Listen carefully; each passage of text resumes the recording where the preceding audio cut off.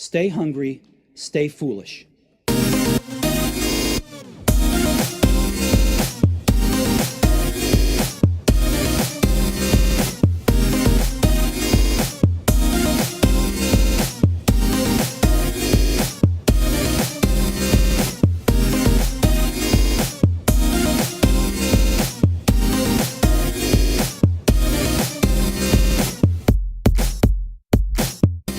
So now in the Innovation Show, we welcome Simon Cocking, co-founder of Irish Tech News. Welcome to the show.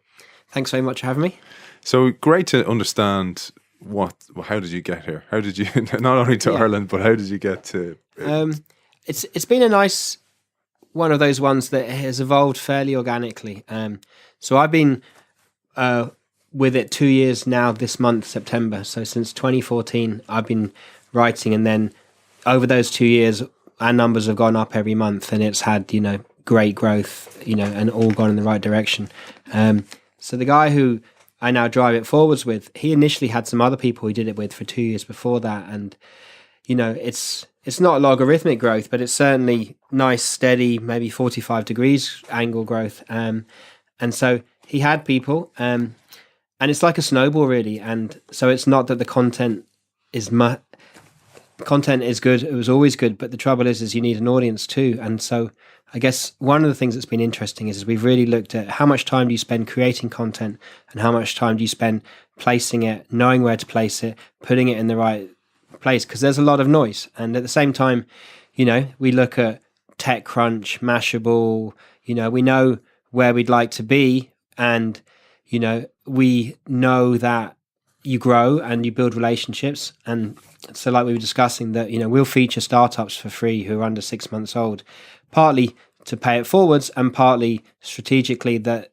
ideally these are the guys that then you have good working relationships with as interesting things happen to them in the future. So, 2 years down the road, it's one of those things that you can talk about growth hacking, but really a lot of people who've really succeeded, there's no magic overnight thing. It's actually the people who've been successful really, I think, have worked hard. Yeah, you've been creative and imaginative, and we're definitely smart and strategic, and we use the analytics to look at what articles do well. So, we use the data and we tweak and we change, and we constantly do that. And then I guess that's a nice thing about not being print, but being just digital is you can respond quickly. You can look at something. If something sucks, you go, okay, well, we tried it, sometimes I would say to wind up my co-founder, but not quite. I would see how far away from tech I can go. And we did pieces on MMA, but we did about how Conor McGregor used social media. So, I'd always try and have some relationship back to tech, but we've done fashion. Sony were interested in talking with us because they have dresses made out of recycled materials. But equally, being strategic, we look at the readership numbers from Elle and Cosmopolitan. And if you can do a piece that ticks the boxes occasionally of, fashion and tech, well, then you might just bring in new readers. And then also, it's been quite nice. We've tried to do readable, interesting stories that maybe happen to be about tech, because we look at it in the way that I personally consume is I'm looking at what am I interested in, and I'm constantly applying that filter to everything else I look at. If I look at BBC News or RTE, whatever, I'm scanning, do I want to read the story or not? And therefore, even and within tech, you have to craft titles accordingly. So it means it's been an ongoing process. And again, like we were talking about with you, one of our guys, for a long time, we thought we should really do a podcast. So eventually one of our guys we set him off running, and it was far more successful than we thought it would be. But we just weren't sure because there's so much noise out there. But again, his growth figures have followed the same, where it's slow but then steady because it takes a while and you have to build up a back catalogue. It's a bit like they say with Amazon Books. You should only really launch a book once you've got 3 books, because people look at, and if you like this, you might like that. Now, obviously, we don't all have 3 books ready and written, but it's that idea that maybe, the wider your back catalogue is. And also, I guess we've seen this with this whole long tail that cumulatively over the last 2 years, we now have about 4,500 articles. So what's happening is we put out 3 to 20 articles every day, but we're starting to see that some of the stats are for articles that were written 3, 6, 12 months ago. because people are following threads of exploration once today's piece has brought them in. But you can only do that once you have a back catalogue. Yeah, it's funny because when you think about it and you've nailed it, it's not, once you create that piece of content and put it out there, that's only part of the job, and it's actually becoming probably a third of the job now, because then you have to go and wrap it in analytics. How's it working? Is that title better than that title? Will it change the image? All this kind of stuff. And then there's a great Bruce Lee quote when he's talking about himself and how he reacted to fighting. He's like, you need to be like water, and if water's in the kettle, it reacts to the shape of the kettle or the bottle or the bath, whatever it may be. And content needs to do that, where it needs to react to whatever platform it's on, which means it needs to be treated differently. And you guys seem to do that really, really well. I think I found that even though I'm a word person, so I like writing words, I'm not that pushed about podcasts, I still will no longer run a piece if we don't have good images. So even though, like everyone's saying, people are saying it's all going to video, but we're finding it's not. We find that people want to consume different types of media depending on where they are, the time of day, the time in the week. You don't want video if you're in the office. You can discreetly read relevant articles. You don't want videos coming on. So I don't think it's just going to go to video. But that said, even if you're going to do word-based stuff without a striking image, because we spoke about that competitiveness of what will I choose to read, well, the title and then the image are two hooks you still need to spend time on. And also, as a flip of that, because like I have an editorial role as well, some of our guys have great content and it's lousily titled, and we keep saying you need to phrase it in a way that it offers the reader something. So if you just say bunch of coders met up, who cares? Yeah. Whereas if you can articulate the problem they're solving, you'll get the engagement. So it's interesting, and even with words, you still need visuals and images, And it's all trial and error, isn't it? Like, Yeah. I mean, that it kind of very reflective of innovation programs or innovation in any company. You need to go, well, we're going to try this, and Yeah. but what's more important is if it doesn't work, we're going to understand why, as much as why it did work. Yeah. And all the analytics are there. Like, I've talked to some publishers, well-known publishers, and they didn't know there was that much analytics in Twitter and Facebook and LinkedIn, whatever you want. It's all there because that's part of their oil now, is offering the analytics as well as the platform. So how do you manage analytics and A/B testing and stuff like that? Yeah. Well, I guess it's one, to know that they're there, even the basics, know how to look at your Google Analytics and know to drill in. We began to evolve that there are optimal times to put the content out, that, we don't really bother publishing much on Saturday and Sunday because we're basically kind of the sort of content people choose to read in a more working capacity, So we've A/B tested a bit where we've put great articles out on a Saturday or Sunday and they just die. And we know that the same article has then done well when repositioned on a Monday to a Thursday, So that's beginning to, go to where your audience is and learn by that, and then reposition your content accordingly. And, the great thing is, even if you don't look at any other stats, if you look at views and days and times, also we have a kind of sequentiality on it that people come to work, and therefore if they're on the Lewis or they're commuting, then they like bite-sized pieces. We used to have a time bar on the top that would tell you how long on the article was left to read, and some people would love that because they would gauge whether it was worth reading the next article between this stop and the next stop on the dart. And so Google does breakfast briefings about how you should do well. So Google always say longer is better. But actually, that's not always the case, because what we found, and so this is a good thing about having maybe a co-founder, is you have debates, you don't always agree, so you try stuff out. And so therefore you go, well, okay, I'm going to hold my nose on this one, but I'll try it. So, so Google says longer is better, But the thing is, what we were finding is that back when we had the time indicator, one long article would get a certain number of people and then they drop off. But 4 short articles, let's say the long article equates to 10 minutes and 4 short articles equate to 5 minutes. So there's a total longer time with the 4 short ones. But if you package it as bite-sized pieces, we were getting better views on the 4 bite-sized pieces than what Google would say is the longer one, because they were choosing, okay, I can read this between the next stop, I can read that one in the next stop, and I might just see what else is there.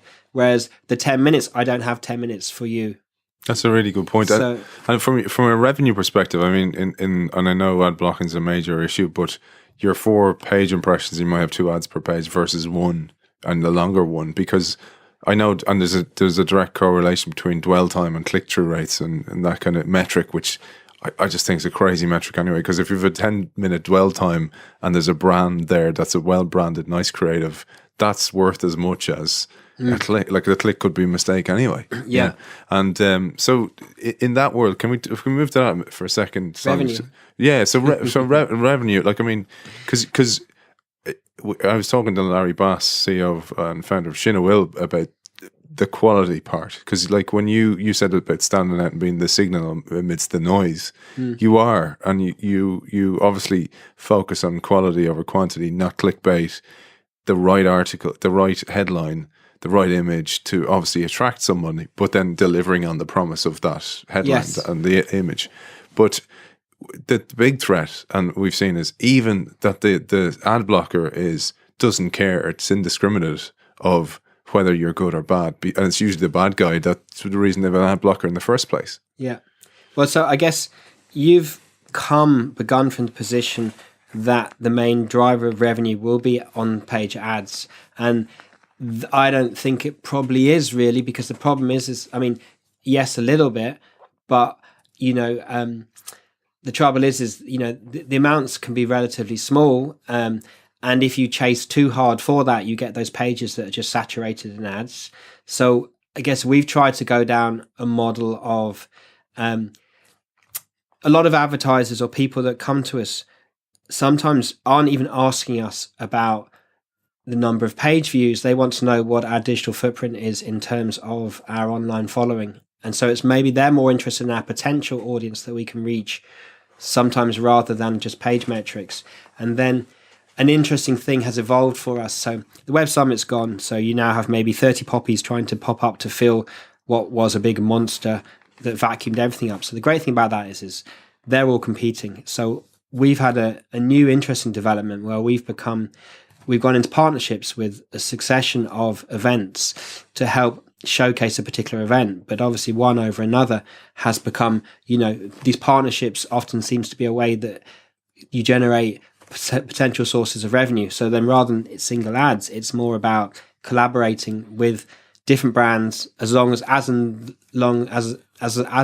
we feel that they're appropriate to partnership with. But the great thing is that it's a 4-week partnership, the event's finished, you move on, and we're interested when they have interesting speakers, because it gives us access to, again, create good content, because they had the guy Rand Fishkin come over, so he does Moz Insights. Brilliant. So he's great, he's interesting, and he has 500,000 followers on Twitter. So there's a Venn diagram that we get to tap into by partnering with the conference at the same time as with the quality speakers. Yeah. And all of that has the potential to generate perhaps more revenue than the on-page ads. Yeah. But obviously, like, revenue is a big issue, and we look at we were talking with BBC World and Mashable, and they aim to maybe bring in revenue from the ancillary things that they offer based upon the trustworthiness of the brand. Yeah, and it is the only way in the world of the ad blocker. And the ads, you'd argue their effectiveness anyway, because people aren't in that mindset when they're on a page. They're not actually, and thinking to where they kind of originated from, which was a magazine. It's like there's a really good ad beside a really good piece of content. Job done. It's association, and maybe that needs to be a really good ad that reflects the content of that article. But clicking it is just, it always bugged me as a metric, because selling that was difficult. It wasn't difficult because it was what you sold on, a CTR or click-through rate.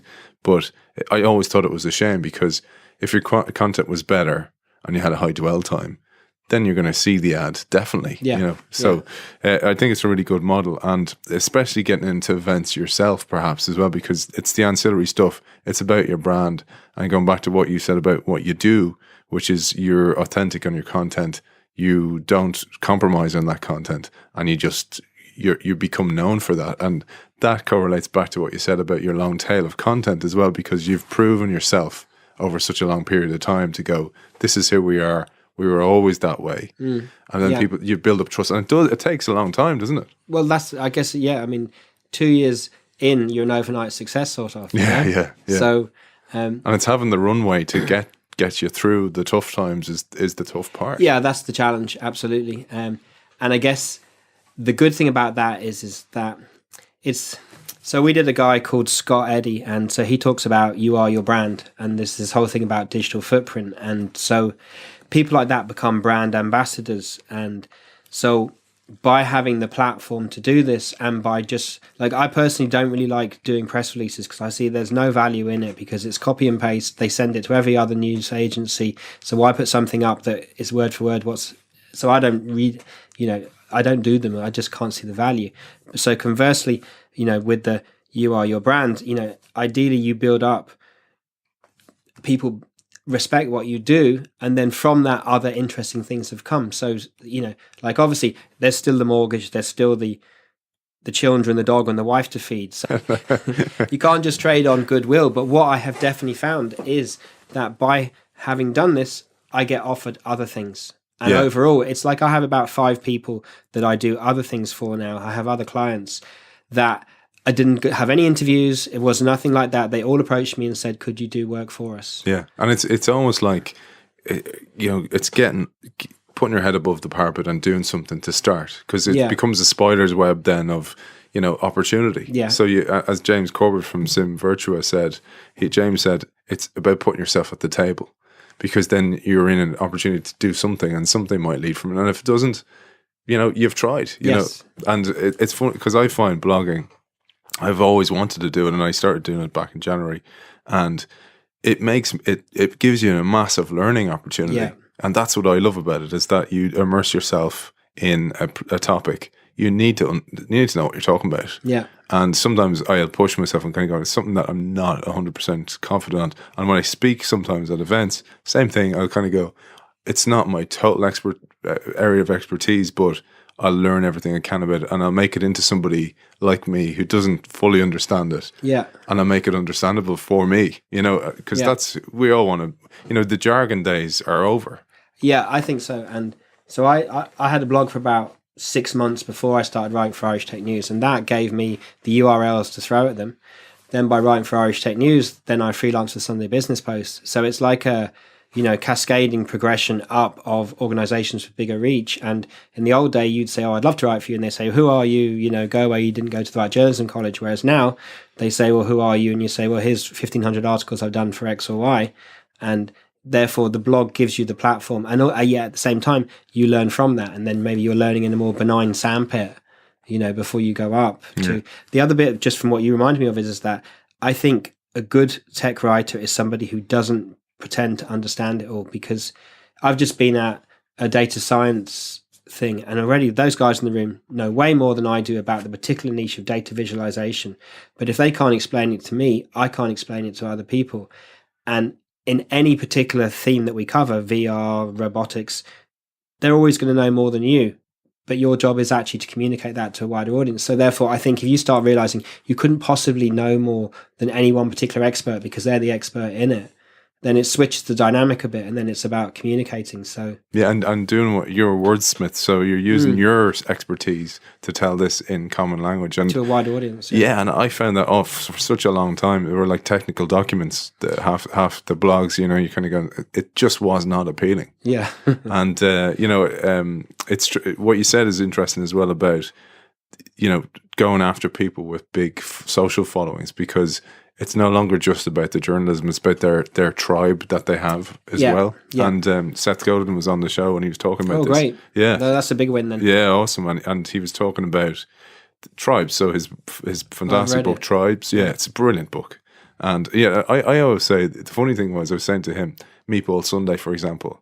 Like, that's a playbook for a big organization. All you do is read it and go, okay, we're doing all those things wrong. This is a playbook of how to do it. Yeah. Start with that. You don't, and then go to the next level, because there's so much low-lying fruit there that it's easy to get a start. But I was thinking about what you guys are doing, and the people are more interested in tribes and verticals, and really strong verticals now. So you have a tribe, it's built around a theme, and I know you said you might have fashion and tech, but tech is the common denominator all the time.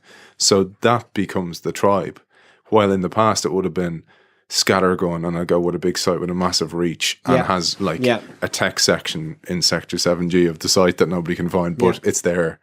I just see those big vanilla sites evaporating over time and it becoming about the tribes and advertising it from an agency or from a brand. I'm going to go after the tribes that are relevant to me. Exactly, yeah. And you have reminded me that we've been writing about blockchain and Bitcoin a lot, and it was very liberating to very quickly realize that we were not going to explain in every fresh article what that meant, because we realized, so there's the national papers, but we've realized that they, every time they do an article, they have to explain the terms to this general audience of 40 to 70 who read on a Sunday only, kind of, And I suddenly thought, no, this is it. This is actually great for us that we don't have that audience, but the audience we have are coming in at a level where they've chosen to read the article because they already know about the terms in it. Now, that doesn't mean we're jargonistic or overly, obtuse for the sake of it,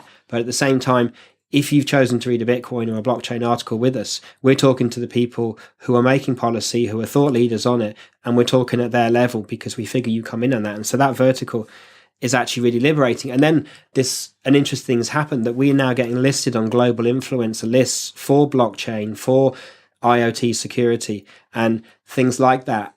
And yet, while on one hand that's incredibly niche, they'll do a top 100, and on those 100, most of them will have 5,000 to 1 million followers on Twitter. So again, it's only a fraction, and Twitter's only a fraction, but within that fraction, you're having the conversations with the right people. And so then maybe that's actually better, worth it, and you're hitting the right people. Yeah, so let's finish on that one with the you mentioned Twitter. So the platforms, you're seeing getting cut through, because like I have an Instagram account and I only started it recently and it's got serious reach. I mean, I just notice the reach is much more. And now I know it'll change when it gets to a certain scale, like the Facebook model, and then it'll be like, oh, I hope not. Yeah, but it seems to be the pattern that a nice little gateway drug and then start charging for it when it reaches a critical mass or you're hooked, which is what we see with main platforms. And by the way, like, I never criticize that. I think that's a great business model. It's build the scale, build the audience, and then start charging for access to that audience. But from a cut-through perspective, what are you seeing works well from a distribution perspective? Right. So and that's interesting, because what we've begun to find is that the 2 years and beyond, we know where to put particular articles. So, that's the thing. So you don't blindly just broadcast. You don't even just blindly tweet out. And sometimes it's not even Twitter. So, for example, in Dublin, there's a vibrant FPV drone racing. So FPV is first-person view drone racing. The national championships were on last weekend. And where are they most active? They have a Facebook page, which is just hopping, You can just see it by the frequency of comments, the number of members, the number of engagement with every post. So whenever we do anything about drones, there are certain mental things in our head that we know are the right places. And the good thing is they know us. We've been to their training. We've been to their thing at the RDS. So we're not just opportunistically. We've built the relationship that therefore they're happy to receive content from us because we went there and we went to their events. So therefore, for that particular thing, if you were going to say drones, then I'd be like, okay, then it needs to go there. And there are US equivalents if it's a more global story. On the other hand, say with Twitter and with if we did a piece with Seth Godin, then we'd go after where they're active. And so that's people who are active on Twitter. That's a good point. Yeah. So you're adapting to where the recipient of the content. Yeah. That's a really good point. And so it's a little bit more time consuming, but this is the challenge with a lot of good content out there one, you have to have good content. Maybe only 20% of you have good content. But once you're in that 20%, you still have to differentiate yourself from the other 19%. And the win for us is we look at a lot of PR companies and they're not active on Twitter. They're not. It's like they mail and blast out, and they just email, and they're not targeting their audience. Yeah. So we're having to be a bit creative, but that's, I guess, the nature of new media, Yeah. And are you using any tools that you can tell us about? Yeah, so there's a bit of that. And again, we have 4 main people in it. So, one of them loves Instagram and Snapchat. So he keeps giving out to me that I'm not on it. Conversely, other people have said, nail one medium and go for that. So I'm happy for him to nail that one because... Brilliant, yeah. Because of time. I mean, Well, this is it. yeah. I have used so we had a debate about how much time did various people spend creating and how much promoting, and we were getting eventually to possibly 20/80, and that wasn't 20 promoting, that was maybe 20 creating and 80 Wow. putting in the right place.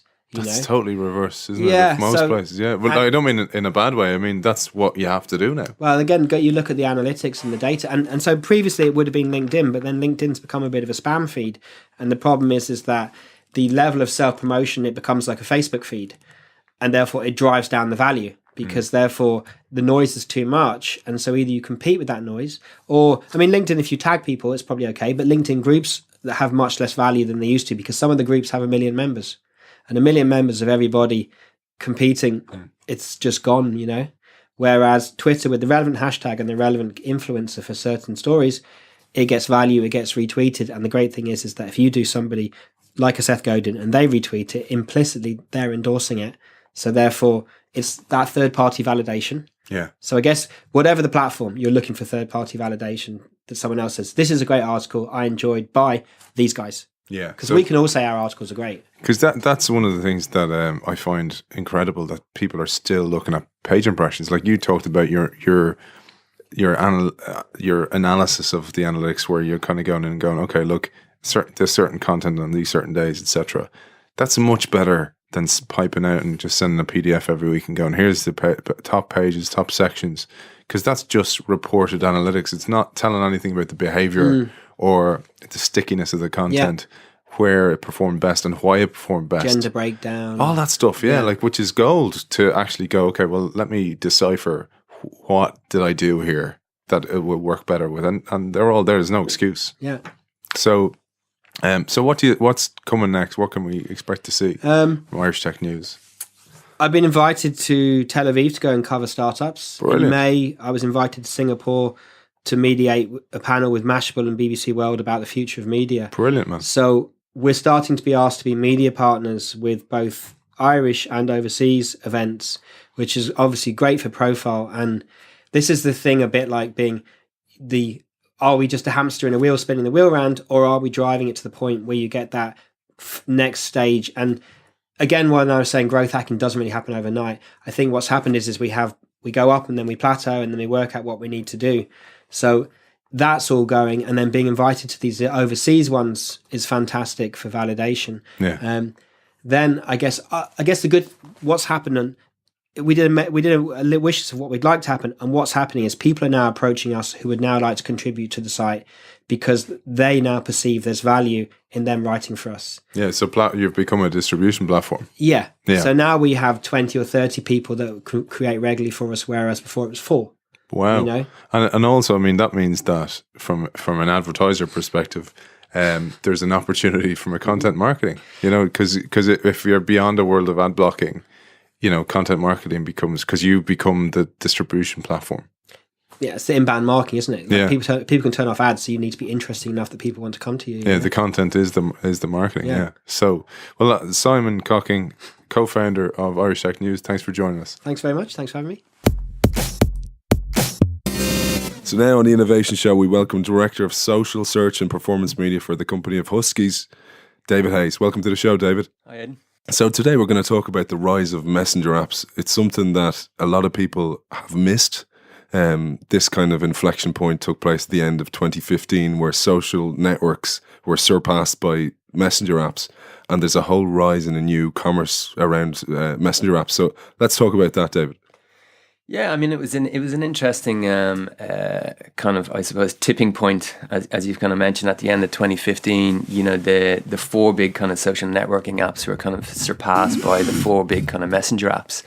So you think of kind of like WhatsApp as being the big kind of kind of Goliath and that, and kind of WeChat as well from the Asian market. But it kind of signals a kind of, I suppose, a seminal tipping point or kind of shift in how people are kind of starting to communicate through digitals, and it's been predominantly driven by kind of mobile. And it's interesting, that I kind of recently gave this kind of presentation at 3XE. And it's, if you got to think that by 2020, 5 billion people on Earth will have kind of smartphones. That is kind of now the kind of interface that people are kind of, having to communicating with each other through.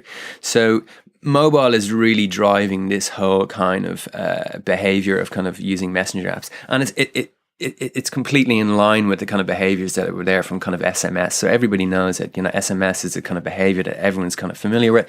So it's not a big leap to jump into kind of messenger apps. And plus, and there's kind of three seminal kind of, or reasons why kind of messenger apps are kind of like perfectly primed to kind of take over, I suppose.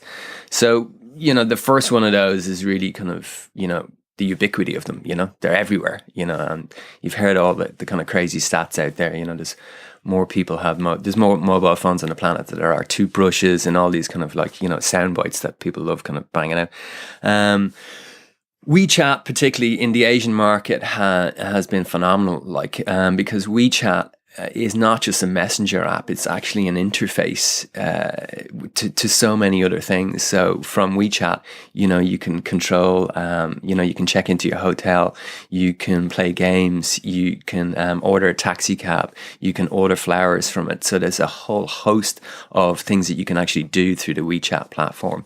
And then at the other side of it, really, it's the changing behaviors of consumers, and really, what I suppose the industry likes to call millennials, or even the younger generation, which is Gen Z, or are really kind of adopting different kind of behaviors. So they're really looking at kind of new platforms, kind of like Snapchat, which have kind of got this ephemeral quality to them. So you're sharing kind of pieces of information and then they're gone, because they're kind of concerned about their privacy. They understand that they have a kind of private self and a public self.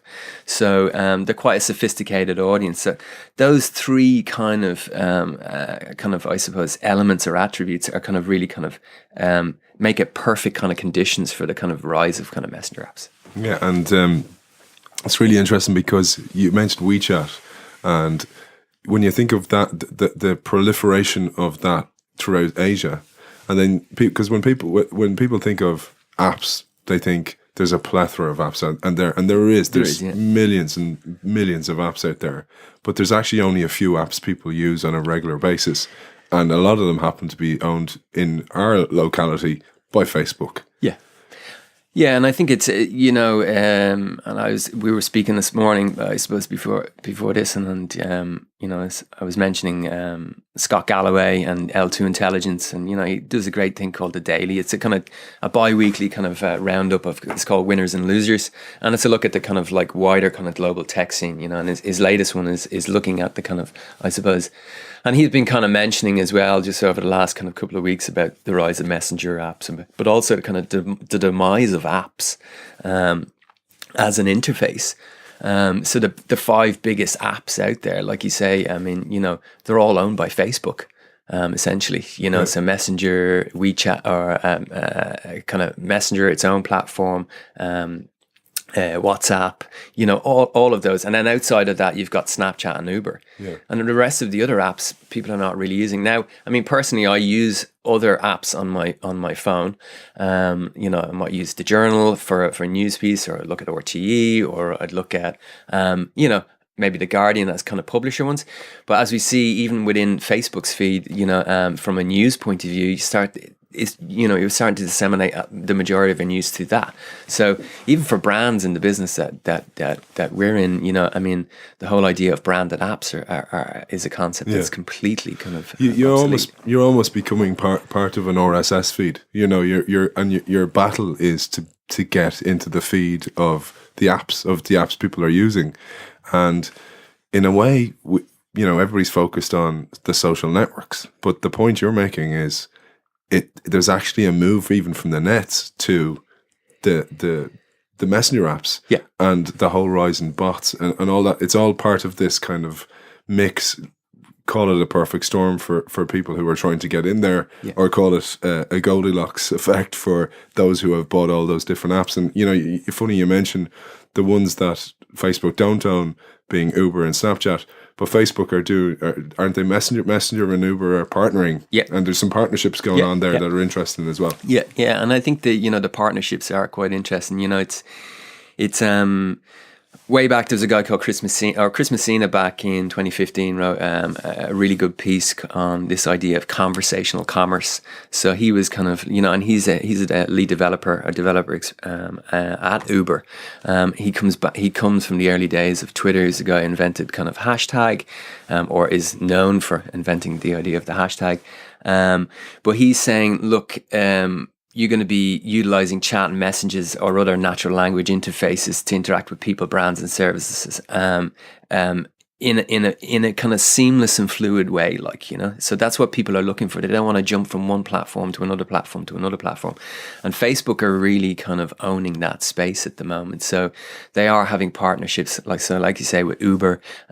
Through it was last year that Facebook, you could actually order an Uber through your Facebook Messenger. More recently, KLM are kind of doing partnerships with Facebook so that you can download your boarding card. Check in directly through the Messenger app. So, and there's two kind of ways that you're kind of essentially doing it. It's essentially either doing it through a human interface, and then now other kind of platforms like Kik, for example, are looking at kind of bot platforms. So this idea of or even, for example, Slack. So at work, we use Slack an awful lot as a kind of like internal communication tool. And you've got things like the Slack bot, which kind of gives you helpful tips, and you can set it up quite easily. So we've got an emerging world of how we interface with the world, or how we communicate with it. So we're doing it through messenger apps, and we're essentially talking to either humans on one side or bots on the other. Yeah, and for the bot thing, because just for our listeners who mightn't understand that, so the whole idea there is these are repetitive tasks or repetitive questions that might come up time and time again. It's almost like a robotic FAQ answer machine. Yeah. And it's kind of going, okay, these are the typical questions it's artificial intelligence essentially that's going, these are the type of questions, these are the way I answer them. And it's very like, we've talked before about Iron Man and this idea of Jarvis, the machine that knows the kind of questions, knows your habits, and it can answer those in real time. And there's a whole rise in the bot the bot acceptance as well by people kind of going, you know what, that's the bot, and there's kind of a little friendly, there's little R2D2 there that will answer those questions, but it doesn't matter if that's a human or not. Yeah, I mean, it does kind of beg the question of, and I suppose there's a lot of fear around it because, and rightly so. This, it's kind of predicted by 2020, generally, customers will manage 85% of all their relationships with an enterprise without interfacing with a human being, which is kind of frightening. When you pick up that phone, and you get a kind of pre-recorded message, it's kind of quite frustrating. And you're looking for that human kind of connection.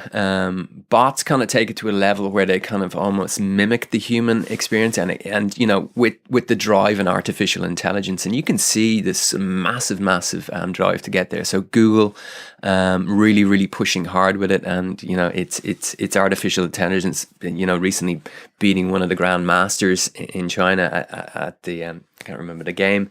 Then there's IBM's Watson as an artificial intelligence piece, and Facebook as well. And they're putting masses of investment into this artificial intelligence piece. And, people, even in my sector, in the marketing and advertising world, most of our jobs are going to be under threat because of automated or kind of bot systems, where our roles will become, what's your role anymore when we can simply do it. So I think we need to be, as I suppose from a societal point of view and a cultural point of view, we need to kind of manage that as well. Yeah. But it is going to get a lot more seamless and fluid, these kind of interactions with, companies and services and brands for that matter. So it's certainly an interesting time. It is. And when you just couple that with people are living longer, and people like Google are working on the longevity of humans. Yeah. So there's this whole thing as well. So you kind of go, what's the surplus of people? We're curing diseases all through technology. Everything's been helped by technology. people are living longer, there's more people in the world, but there's going to be less jobs essentially. And you kind of, it's off topic a little bit, but you kind of go, well, the future for people in work is actually going to be a very different world from where we were 20, 30 years ago, where, you know, finance and repetitive tasks and administration, etc., those kind of jobs will kind of drop by the wayside. And it's the more creativity and the context, because the machines or the AI doesn't understand context as much. So the creative right-brainers, and, you know, Dan Pink writes a book about the whole new mind, about why right-brainers will survive in the new world. The world has changed, and the shift has benefited those who would have lost out in the past. Very interesting times. Yeah, I mean, it is. It's incredibly interesting times. And I mean, you know, if we bring it a step further, I mean, it's even, you know, you look at the writings of, let's say, someone like Kevin Kelly, who, and he's got a great book called What Technology Wants, you know. And it is quite scary because, I mean, you look at kind of, it's either scary or exciting, you know, and I think, you know, it's scary when everything is scary when you don't know about it, you know, so that's a human fear. So, you know, we get to that.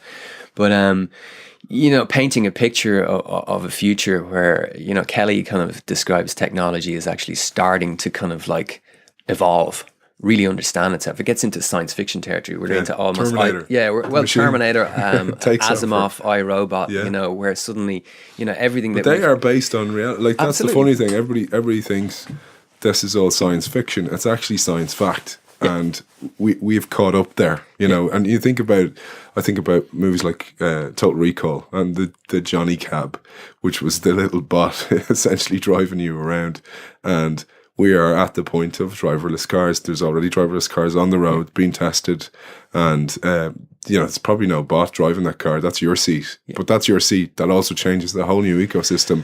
What do people do when they're in the car now? They watch a movie, don't no longer maybe listen to the radio. So that brings a whole new challenge and a whole new shift in the ecosystem as well. But it's like you say, I mean, it comes into that creativity point of view. So the people that were creating and imagining up these worlds, it's now kind of come to pass. So they've kind of been at the forefront of the avant-garde of kind of, you know, fueling that imagination and bringing people along to kind of create it. So there is absolutely a role for imagination and creativity in that. Like, so I think it's even in our business, you know, when it comes down to it, yes, there's an awful lot being automated, let's say in the marketing world or the advertising world. How do you engage with consumers?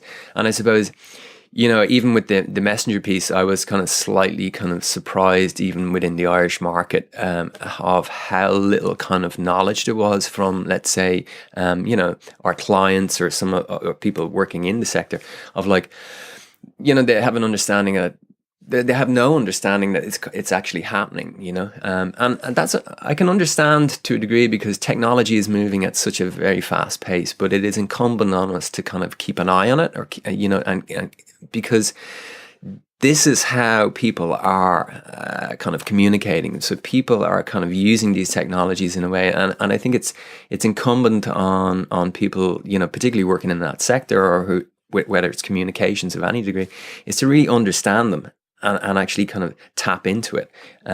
So, I mean, particularly from the messenger side, we have an awful lot of clients who will come to us saying, you know, can you help us with our social media strategy? And more often than not, they're looking at kind of like, can you help us with our Facebook page, and can you help us with Twitter?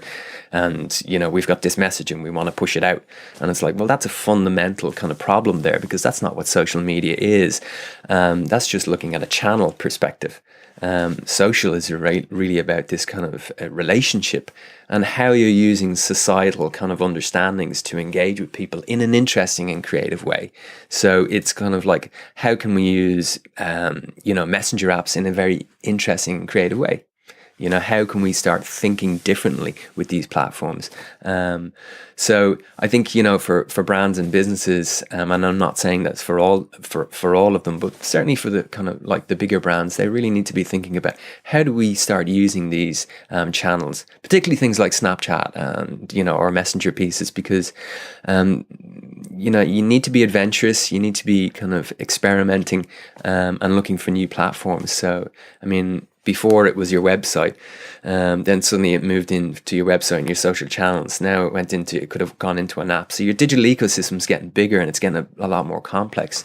Because you need to keep evolving, innovating. It's interesting, David, because when you look at it, it's almost like you need 3 operating systems. You need one operating system, call it iOS 9, that looks after the present. And that's where everybody is now, or the majority of people are. Some are on iOS 8.111 or whatever. Yeah. Then you have somebody in the company looking at iOS 11, and they're kind of going, this is where it's going in the near term. And then you have someone on iOS That's 16. your role. Yeah. Then you have someone on iOS 16 who's a fruitcake, or seen as a fruitcake, who's, like you say about the futurists working on the movies in the past, the avant-garde, who were kind of, and this is the problem, they are seen as the crazy scientist. And they're kind of going, well, this is where it's going. Nobody's listening to me, because everybody's incentivized to hit their targets in the present. And it's one of the challenges, and I don't blame anyone, because it's just the way the success metrics are measured. You're measured on your near-term targets. So that means, it's a cost to have somebody working on next year or the year after, and then it's even a bigger cost to have someone who's essentially an R&D type lab working on 5 years or 10 years, or where and when you compare any company, even a large company, to somebody like Facebook have done that. They're going, this is where we are today, and they're still maintaining Facebook. Then they're buying in stuff like the messenger apps, and then they're actually working on Oculus, and they're kind of going, this is where it's going. We're going to have that ready when everybody catches up, and then we'll keep doing it again. And that cycle, it's that constant cycle of reinventing the future. Yeah, and they're so well set up, because they have a startup mentality and a really innovative way of working. So they're working in sprints, really, really forward thinking, as you say. And it was the same, and I really like the analogy of the operating system, because it was something I would say to clients, like, even for example, in our industry, we're operating on an old operating system, and if the world has changed, you need to kind of look at your operating system. That's why in Huskies we look at a different operating system. It's kind of like very collaborative, using the approach of lean startup and sprints and agile. It's really, how do we go through really rapid prototyping of ideas? Now, it's not necessarily in the tech product thing that we're pumping out, but it's really in those innovative ideas, and I think if you create an environment where you can allow that to flourish, then you can have those people remain. So, like, the campaigners, the crazy scientist person, because you really do need that cross diversity in your business to be looking at the now, but also looking at the future as well. And as you say, the tech companies and the big Goliaths, they have the perfect kind of petri dishes for that. So it's just about you need to keep at the pace. I was at a great chat recently. It was the guys from Intercom, and it was Des Traynor in the Olympia, and he was, he just made it very, very clear. You have to keep this pace, this cyclical pace, turning at the same pace that society is kind of going. If you're not moving at that pace, you will be left behind. There's a great, I think it was Jack Welch, a great quote, that if the pace of change on the outside exceeds the pace of the change on the inside, the end is nigh. That's kind of, it's a bit Nostradamus, but it's like, you need to look at the future, otherwise you're going to be so far left behind. Yeah, I mean, there was a really controversial kind of piece put out a few months ago, Jules Eckhart from, and it was the State of the Digital Nation,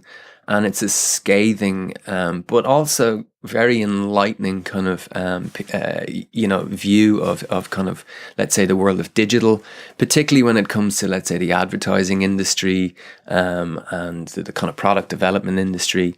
But he's just saying, look, the disruption that's happening is happening at such a phenomenal pace that, people will, and whole businesses are going to be left behind. And he equates it to Rome as burning, you know, and people are essentially on the kind of balconies playing fiddles, as the industry is just going to be, they're going to wake up one day and it's going to be completely gone. It's the same with the music industry, you know, the same with the transportation, you know, sector. So digital is having a massive effect, and you can even see it from, you know, the major consultancies and their reports saying, you know, how every business has to be digitally fit.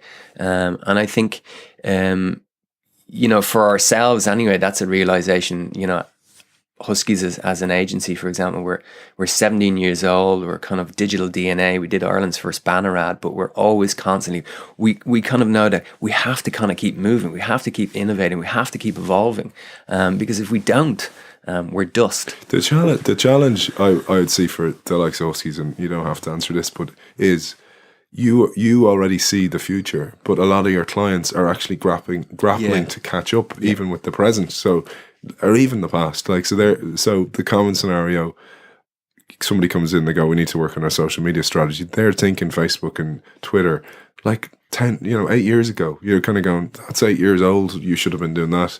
You should have had a community manager who was that interface with your company. And we've moved on now. So we actually moved to the world of messenger apps, and that's where it's at now. And they grapple with that. And so many times people have told me, you know, my brand doesn't want to look at Snapchat. You're kind of going, yeah, but by the time you catch up, that audience will be in their 20s and they will be your client, you know. So I know there's a feel of Snapchat that it's only 15-year-olds who use Snapchat. Totally untrue. Yeah. You know, and it's overtaken. I was at a conference recently, Gary Vaynerchuk. Yeah. And I looked at people's phones to see were they tweeting. Nobody was on Twitter. They were all on Snapchat. Yeah. And they were Snapchatting the whole event.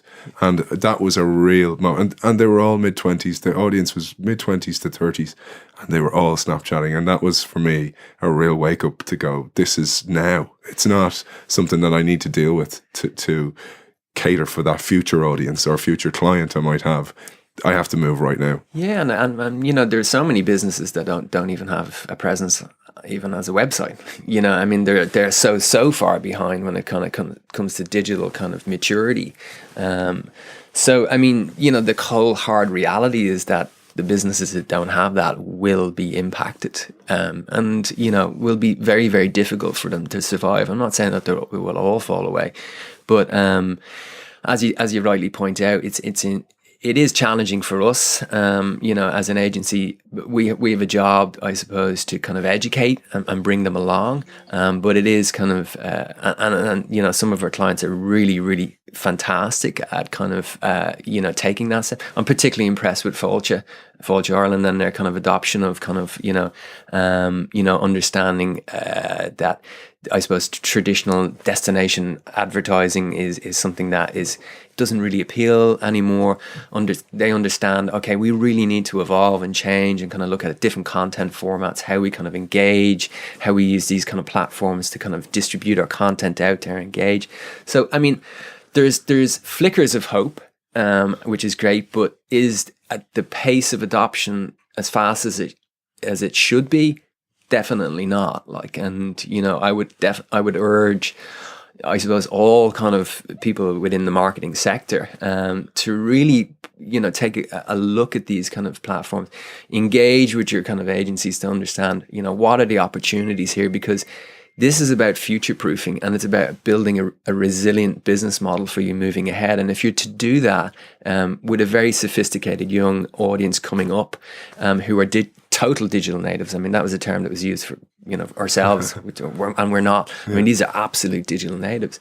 So, you know, business is about planning ahead. And, you know, it's that idea of now people talking about this thing of the long near. You know, Elon Musk thinking of this idea of we're no longer thinking in 4-year terms, we're thinking in generational terms. Yeah.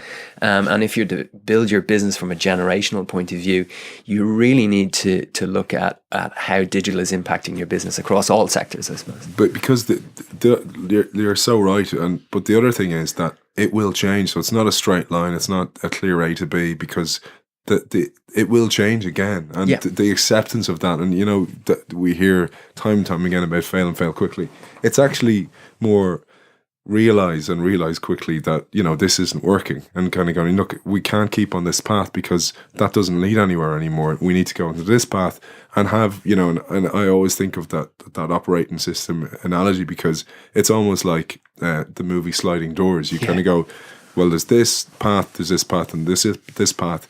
We need to follow them all because one of them's going to be a winner. It's like betting on 3 horses and kind of go, one of them's going to win, but we need to actually cater for all 3 because we don't know where the end game is. All we know is we can infer that this is going to happen based on global trends. You mentioned before that the whole chat app. That rise was happening all the time, and people ignored it, and they were so grappling to keep up on social networks that they ignored that. And then in late 2015, the messenger apps just took over. Yeah, and I as you say, the data was there, and if we talk about data, for example, and digital allows us to kind of measure it. We have great measurement capabilities now. We have the ability to really understand, all levels. So how do you, if you can't measure it, you can't manage it. And digital gives us that opportunity to kind of manage things. But also it allows us to kind of see those trends kind of emerging, if we take a kind of helicopter view back, and I think, particularly for businesses, because businesses might be listening to this kind of going, that's all very well and good, do I go into Snapchat, do I go into this? And it's not saying you just need to jump from one thing to another thing. You need to see it in the context of your whole business. You need to see, what's your business objectives? What are you trying to achieve? And look at the data in a very interesting way.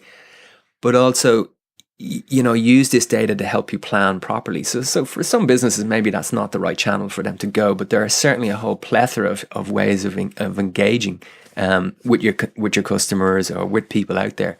And data is, I suppose, there's a term as well that's used a lot, big data.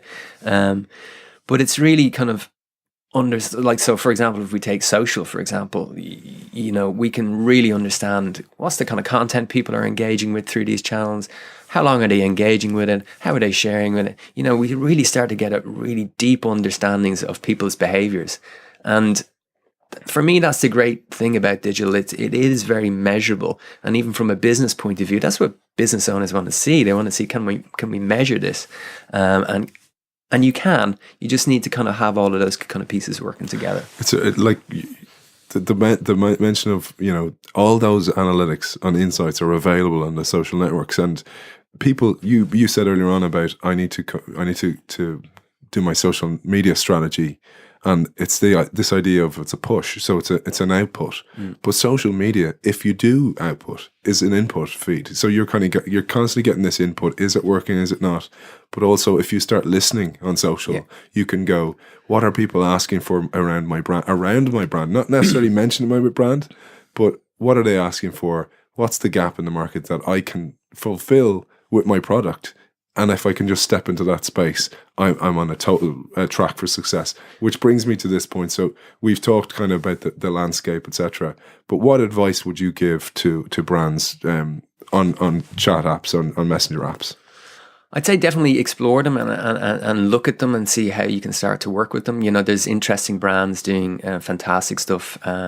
Clark Shoes did from the Rude Boys to Rats experimentation, which was a whole kind of documentary on WhatsApp.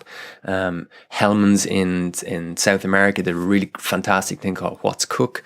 And if you think the open rates, for example, on SMS are 98%. Like, do you know what I mean? If you apply that same logic to WhatsApp groups, you've got an immediate access into the pockets of people. So I would encourage definitely brands to start exploring it, and looking at what they can kind of do in that space.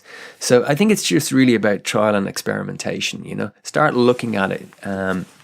Looking at these platforms and start thinking about social in a completely different way. As you say, it's about listening. And more often than not, there's too many businesses and brands kind of pushing out their own message all the time and not listening enough. And as you say, we've got fantastic tools where we can now listen to kind of conversations that go on in social. Like any good conversation, you know, it's about between any good human interaction. People that don't talk a lot and listen, you know, what they're gathering information and they're really interested in you, you know. And that whole piece of listening is really, really key, because you get these little nuggets and insights, and then you can engage with your audience through kind of WhatsApp kind of platforms at the right time and in the right way. So I definitely encourage it. We need to kind of keep looking at these emerging technologies and seeing how we can explore them. Brilliant. Okay. And one last question for you, because we've started asking our guests, what books would you recommend? So your latest book, what you'd recommend that's on your read list?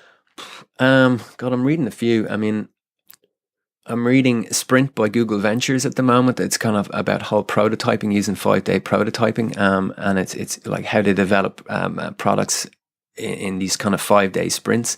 And it's part of Google Ventures, which is this whole kind of VC kind of fund. I'm actually reading again Kevin Kelly's What Technology Wants. He was at the recent Cannes piece, and they're the two that I'm kind of reading at the moment. Well, David Hayes, Director of Social Search and Performance Media, thank you very much. So now on the Innovation Show, we welcome Dennis Hayes, Managing Director of the IRDG. Welcome to the show, Dennis. Thanks, Aidan. Great to be here. Great to talk to you again. We spoke a good few months back, but we have an exciting event to talk about. But before that, great to get a recap on the IRDG. IRDG is an innovation network. It's led by industry. And we've got over 200 companies in the innovation network, and we've got all of the universities and most of the institutes of technology. So we operate as a network, but we run lots of events, lots of visits, bring expert speakers, and we operate under 5 pillars of activity. Representation, where we represent the views of our members to government in the area of research and innovation. Funding and support, so we identify sources of funding for our members, help achieve those, again in the area of research and innovation. Innovation networking, which I've mentioned already, but that's a key pillar of ours. The 4th pillar is collaboration, where we promote collaboration between our members and universities. And the final pillar is learning. And learning is all about best practice in research and innovation, sharing best practice, bringing in best practice speakers and tools and techniques. So we're nationwide, across all sectors. I think 40% of our members are foreign direct investment companies, 60% are Irish. And we have pharmaceutical companies, food companies, engineering companies, software, education, financial services. You name it, they're in there. But that's one of our main features, is the fact that we're cross-sectoral. And people from different sectors of business can share their innovation experiences, their practices with each other and learn from each other. Because that's a really interesting point, because that's often overlooked. And I really noticed that with the IRDG, because we're seeing so many times today how a business model in one sector that in the past would have been closed off from another or not visible could actually be the saving of another company or another sector, that they can go, why don't you take the practices of that sector that may be in the past very, very distant and apply them to your own sector, and you could actually totally innovate. Absolutely. I mean, I suppose companies tend to be expert in their own fields. They tend to know who the competition are. They tend to have their own, communication. But it can be a little bit of group think. Whereas if you look to another sector and get exposed to another sector, you can see approaches, tools, techniques, and processes that they're using that would be foreign to you at the moment, but could be highly beneficial. Yeah. And I think the other thing in innovation is there's this term convergence, and a lot of innovation is now happening with sectors working with each other, collaborating with each other. So you have ICT collaborating with healthcare and producing highly innovative products, but on their own, neither of them are going to achieve that innovation. Yeah, and I was raging because I would have loved to come to the last event you had in Royal Hospital Kilmainham, and it looked, and I saw some of the videos and saw some of the output, it looked phenomenal, but some of the thinking of the RDG was very, very prevalent there. The storytelling workshop, for example, where people were taught how to tell a story about their product or how their company works, etc. So it's even down to granular pieces like that, and it's people sharing the knowledge cross-sectoral, but also this kind of knowledge imparting this knowledge across the sectors as well. Absolutely, yeah. I mean, that conference in early June was the Design Thinking Conference, and as you said, we had filmmakers, artists, along with business people, academics, all mixing together, and mixing sort of the creative juices with the business know-how, and that was a big success. Really happy with that event. Yeah, and that piece actually, because I always talk about Jobs and Wozniak, but Jobs being the kind of business head and Wozniak being the tech head, and I suppose a bit of art coming from Jobs as well.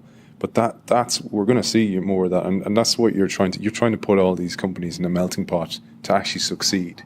It's not it's the fact that they're cross-sectoral is such a huge benefit that they may not even see yet, because, like you said, you look out in your line of vision and you see what you see in your sector. You don't look wider, and that's what. And so we've another conference coming up that enables this again. Absolutely, yeah. Our conference is going to happen on the 27th of October at the Helix DCU in Dublin, and it's called Unleashing the Power of Innovation. And we're really going to bring together a unique combination of, again, international speakers in the area of innovation, but also some of the best companies in Ireland who will showcase their experiences in research and innovation. So some of the speakers, we have Daryl Mann.